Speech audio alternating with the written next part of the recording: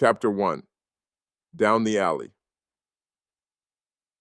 The best and worst thing about Alice was that she was a bitch.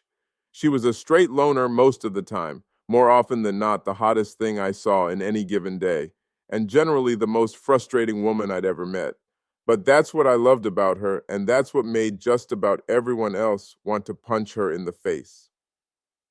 She and I, Mr. Trinity White at your service, were tight, or we would have been if she wasn't always off in her own world all the time. That telltale scowl on her face, that flicker of disdain in her eyes. I was pretty sure she hated everyone except the baddest, blackest bouncer on the east side, the man who kept the strippers' asses out of trouble at the club, the man who scared off the chinga tu madre that tried to make a show at the club now and again, the man who watched Alice's back and her pert little ass whenever she was at the club. I was also the only person at the club who had her number, although when she needed a night out, she always turned to the gay guys. Trinity got no play. Anyway, as I was saying, nothing would have made a lot of people, especially the girls here, happier than to punch that scorching hot little Alice in the face. Not once, mind you, but over and over again until she hit the floor, maybe even lost a tooth or two. They just wanted her knocked down a few pegs, like 20, down to their level. And okay, sometimes when she seemed like she was even more over the top tripping than usual and being a lone wolf and snarling at everyone, I wanted to pop her too, knock some sense into her.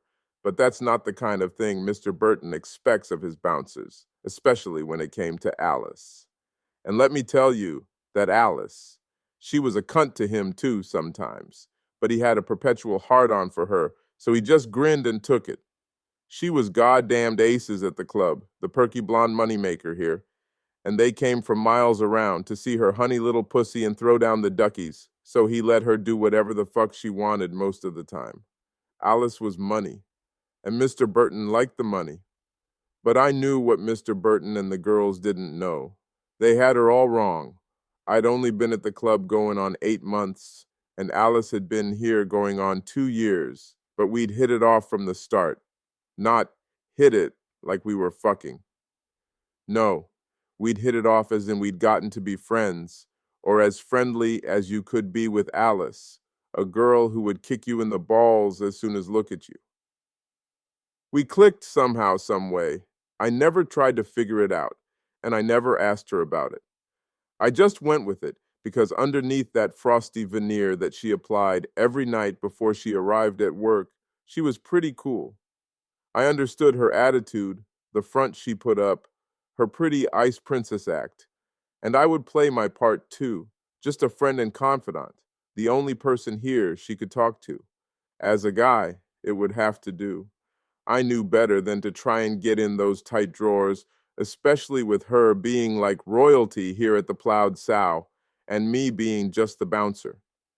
Yeah, you heard me right, the Plowed Sow, as in, well, you get it. I didn't make up that shit. Place used to be called World of Wonders or Land of Wonder or some silly shit like that long ago. But Mr. Burton, well, he liked to go a little hog wild, if you know what I mean. And this was just another one of those times. He bought the place, he changed the sign, and there you have it. You own it, you make the rules. Anyways, where was I? Oh yeah, Alice, a prima donna, a scalding hot dancer whose icy glares withered the souls of wannabe players, the girl that every other dancer at the club hated beyond hate. Everyone, that is, but me and the customers. We hoped she'd never leave, and for a long time I was sure our wish would come true. But one day she did just that. She up and walked, and no one knew why, or I would have never known why, until I found out something that no one else knew, until she herself let me in on the 411.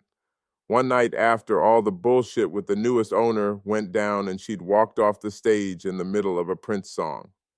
Once the ruckus was over, I went back to her dressing room, and she was all tears and woe is me and whiny shit.